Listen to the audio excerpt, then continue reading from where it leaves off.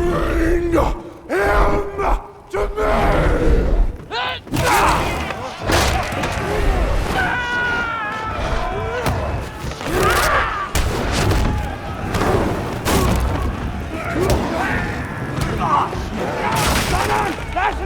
What's going on?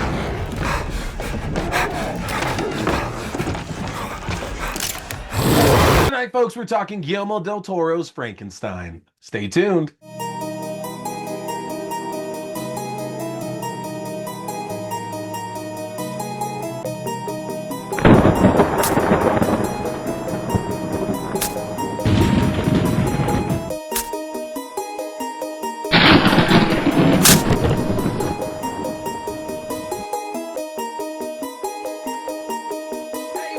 Everybody, welcome to the show. I appreciate you tuning in for another brand new review. And tonight, folks, there is a doozy here for you. This one tonight is a big hit here for Netflix. It's another adaptation of a classic popular story that you should all be familiar with. Tonight in movie reviews, we're talking Guillermo Del Toro's Frankenstein. Now, really quickly, I do want to mention that while I'm going to be keeping the same structure I've been using in my reviews here for the last couple of months, it's important to make sure y'all understand I did like this movie.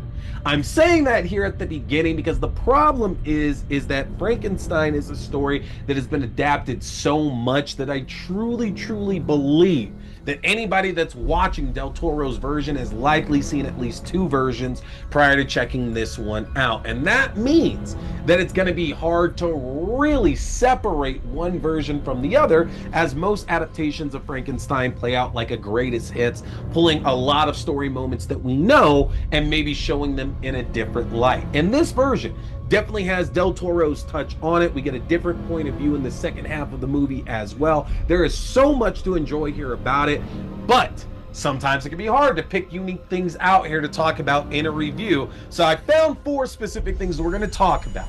The first one is that Frankenstein is finally the monster. Number two, the creature is more human than ever. Number three, it's a period piece that doesn't comfort. And number four, a small supporting cast can offer big assistance. So those will be the four things we're going to be focusing on in here tonight. But before we get into the review, make sure you're hitting that subscribe button, hit that follow button, no matter where you are tuning in. There's a lot of great horror content on our channel right now, a lot of really fun stuff coming up I'm going to tell you about here at the end of the show. I don't want you to miss out, so hit subscribe, hit follow, no matter where you are tuning in for this review. But let's not waste any more time. Let's get right on into things here. If you have not seen the trailer for Guillermo Del Toro's Frankenstein, a brilliant but egotistical scientist brings a monstrous creature to life in a daring experiment that ultimately leads to the undoing of both the creator and his tragic creation. And there it is, y'all. That is Frankenstein. Now, like I said, not to the detriment of the film, and this is in no way an insult or a negative mark against what Del Toro did here. But we've had countless adaptations of Frankenstein. We're going to get a lot of the same story in here. And I will absolutely admit there are some things here in this version that are different than what I've seen in my favorite version, which is the early 90s Kenneth Branagh one, or the 1931 Universal version, which is obviously the most well-known here. So certain events, like the fact that Victor Frankenstein starts the story off being rescued by a ship that's going to the North Pole. The creature's in hot pursuit, and then Victor proceeds to tell the captain and sometimes the crew his story of who he is, who the creature is, and their eternal battle. The fact that Victor's mother dies at a young age and he has a cold, cruel father. Victor creating the creature and abandoning it not too long afterwards. The creature learning more of its world purview through its time spent out in the forest, sometimes helping out a family, sometimes just a singular man. To the creature wanting Victor to create it a companion. To the two chasing each other to the ends of the world until finally they're both left heartbroken. All the stuff that you've come to know and love from the Frankenstein mythos is still represented here very much in this story, but there are small differences here. And again, a very inspired point of view change from Del Toro in this, which does add its own spin. So with that, let's talk about the first of the 4 points I brought up wanting to focus on. Frankenstein is finally the monster. In these countless adaptations that we've had over the years, good or bad, most of these are pretty good at staying true to the story. But one factor that's definitely waned with these adaptations is the depiction of Victor Frankenstein himself. And I can't sit here and tell you that I'm an expert on the book. I've read it a couple of times, and it has been so long since that second time that I've read it here. But Lord knows that my knowledge of what happens in the films have definitely overtaken that. And I think that's probably going to be a lot of you out there watching this as well, too. Frankenstein and the way that he's portrayed, I have to believe, is far different in the films from the book, because in the films, for the most part, Frankenstein is shown as a mostly sympathetic but flawed character, especially again in the 1931 and the early 90s version. He's somebody who wants to cure death over the loss of life. It's driven him to madness to create this creature. And Victor is cruel, he's conniving, he's manipulative, and he's conceited here in Del Toro's version. Victor is very much the villain here of this piece. And in other adaptations, that's not to say that the creature is portrayed as the villain, but as we've seen before, once the creature starts to become unbridled with anger, that's when all of these terrible things begin to happen. Or it could be times like in the Universal version where he throws the little girl into the lake, she can't swim, she drowns. A lot of things happen in the course of the creature's journey that can help to portray it in this negative light, even though the creature itself should not be seen as the villain. And in a lot of these adaptations, nor should Victor Frankenstein. But Del Toro's version very much takes the standpoint that Victor here is the one that's in the wrong and is very much the cause for most of the tragedy that will befall him and the others around him over the course of this runtime. You know, we see Victor face loss after loss here in this film, but rather than it build like this tremendous character, instead it pretty much just builds contempt for him instead. Victor treats these experiments like if he's successful, then his own success and his stature out in the world are owed to him. This love that he has for Elizabeth that isn't owed to him, that's due to him as well too. All these things due to the tragic childhood that he's had and the genius that he is should absolutely be coming to him. He works behind his brother's back to get a chance at a relationship with Elizabeth. Herr Hollander, who implores him to use his own body for these experiments, Victor coldly rebuffs in his time of need. And when he's finally succeeded in creating this creature, rather than shower it with love and affection, he instead gives it his impatientness, as well as and he puts all these lofty expectations upon it. Oscar Isaac, in most roles that we've seen him in, is impossible to not love. He's charming, he's suave. You can easily fall on his side with whatever he has to say in any role that he's doing. But this is one role to where Frankenstein just feels scummy. He feels evil. He is absolutely under your skin in the best of ways. This is the performance that we need here for this film. And I love the fact that the film doesn't hold punches with the way that Victor really goes out living his life and treating these characters that he comes around. The other side of that, which goes into my second point, is that the creature is more human than ever. Because if Victor has truly become the monster of the story, then that would force the monster, the creature here, to become more human. And Jacob Elordi absolutely puts himself up there with performances like from Boris Karloff and from Robert De Niro for the definitive portrayal of this wonder of the world.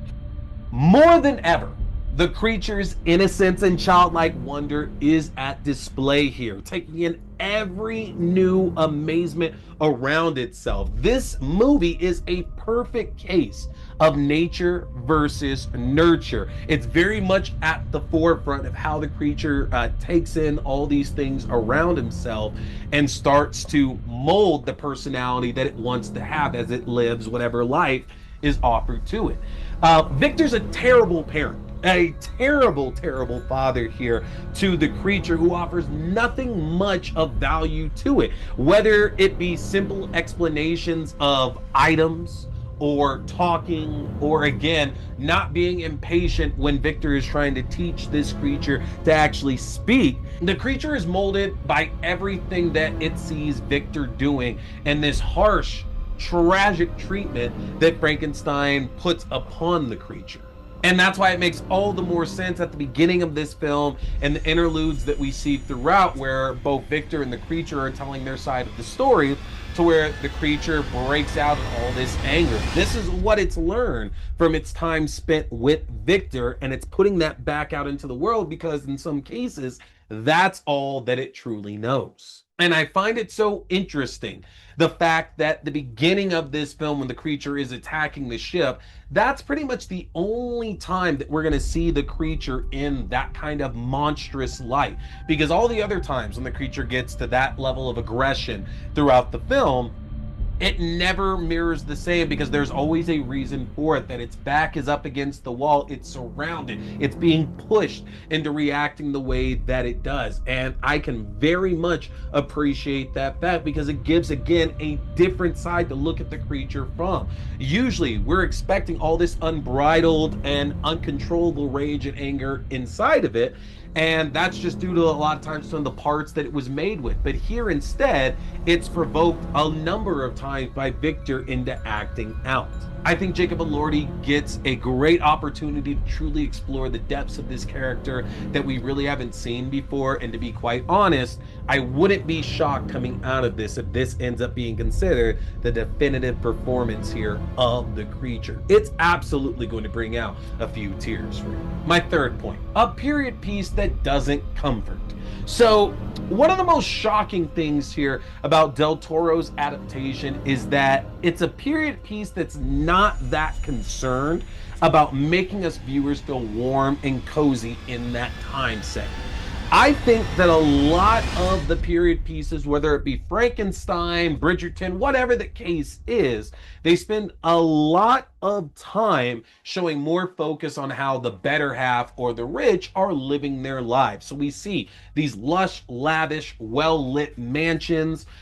Everything is super, super colorful, whether it's pastries and decorations and toys. And then typically when we're seeing the towns that they inhabit and they're walking through, again, everybody walking out amongst them seem to be in happier, upbeat moods. There's smiles on faces. There's bright, more kept clothing.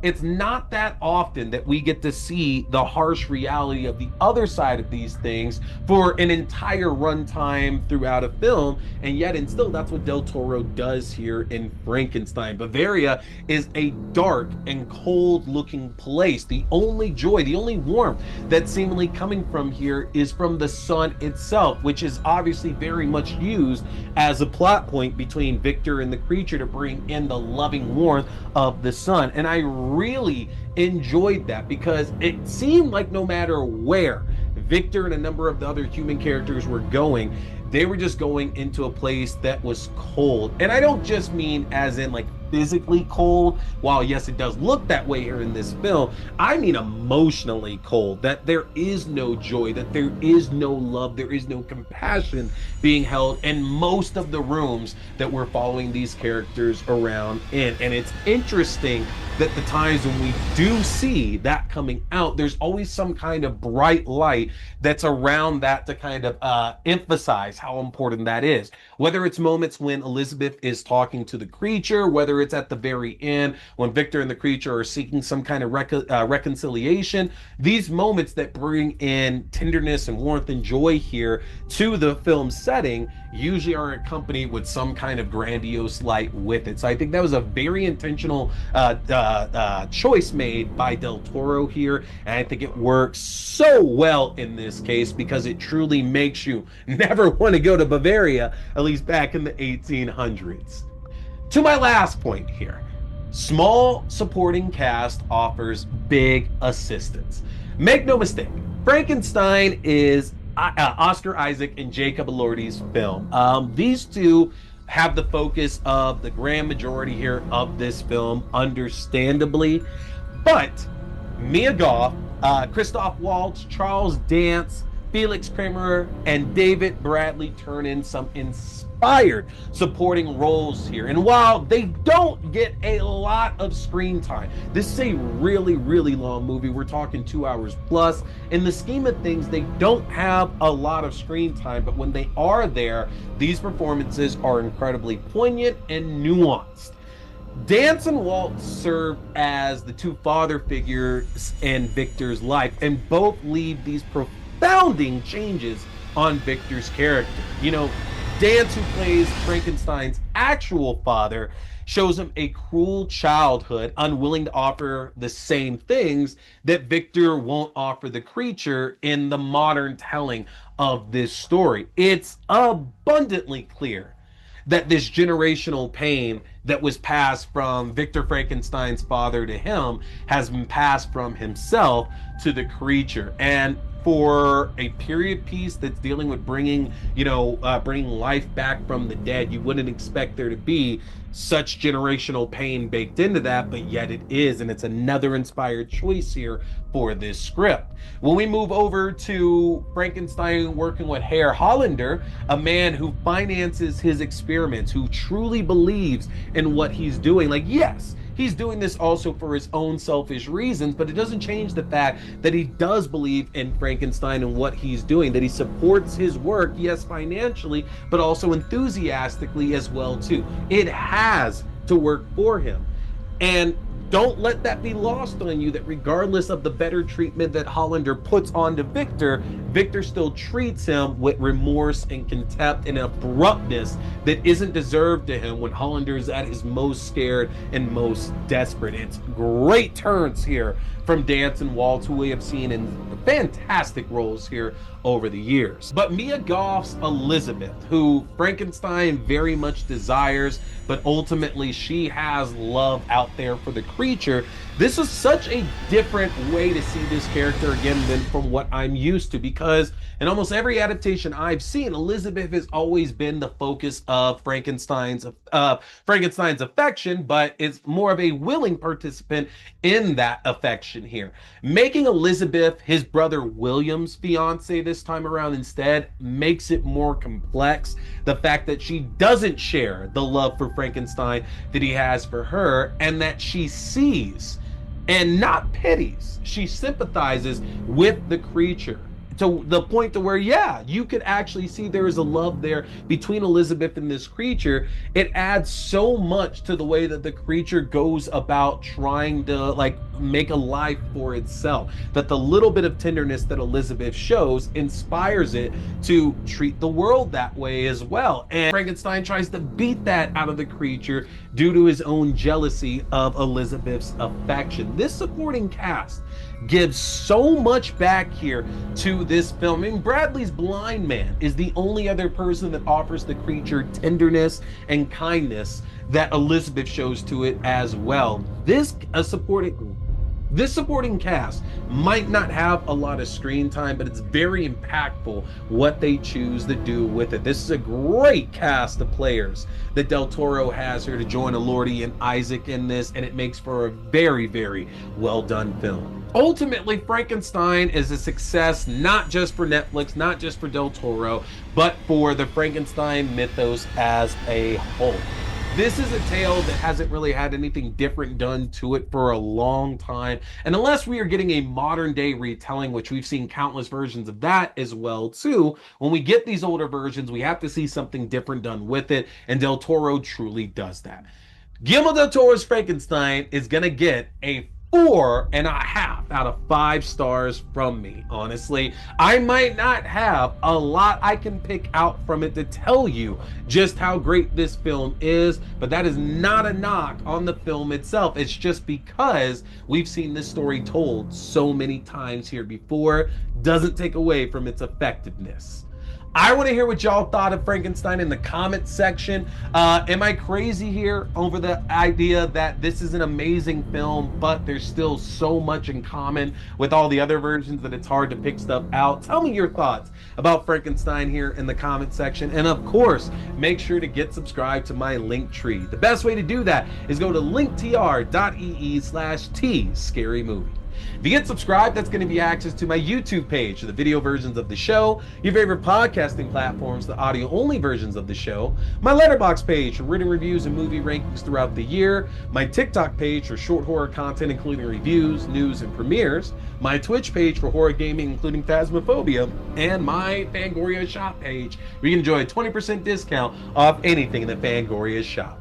Take advantage of all that, y'all. Hit that subscribe button, hit that follow button. We got a lot of great stuff coming up for you. Tomorrow, Thursday the 13th, we are finally going to be talking the Talamasca. We're going to talk about the first 4 episodes here of this season so we can actually get into things the right way.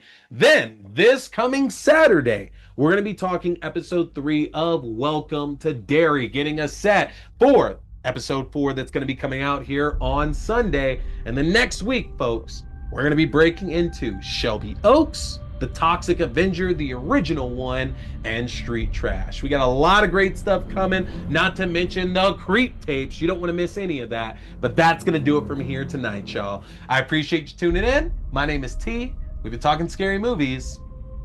Stay scared.